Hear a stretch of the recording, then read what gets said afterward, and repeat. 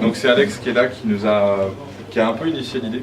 On avait un autre projet de collecte de données un peu décentralisé, mais voilà, Alex s'est présenté et on a un peu sauté sur l'occasion. Il nous a exprimé un besoin dont tu vas nous parler.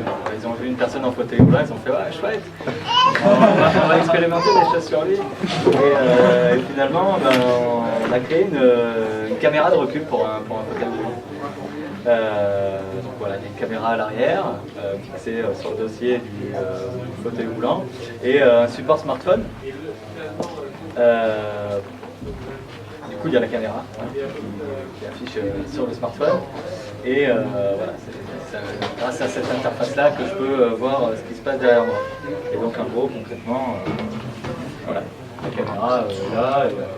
Je vais montrer l'interface qui arrive. Voilà. Donc, tu peux mettre le à côté du smartphone, ça serait bien.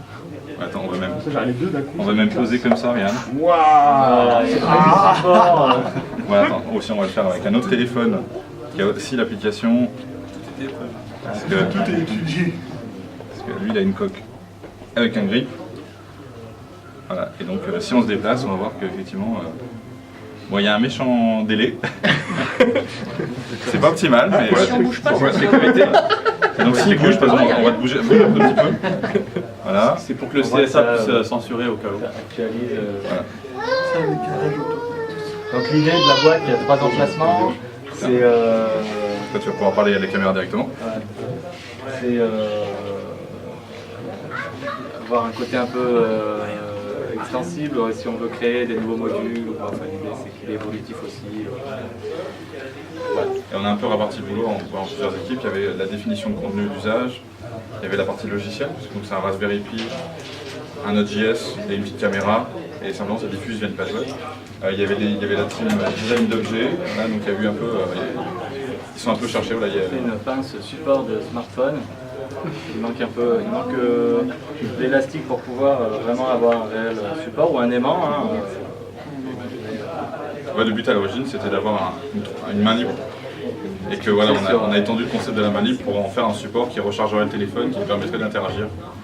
Et d'avoir genre un boîtier GPS à l'arrière, des batteries secondaires, du Chromecast, une sortie VGA s'il veut faire une conf. Enfin, voilà, que ça soit une centrale intelligente, quoi. Et ça, La Smart Wheelchair. c'est ça.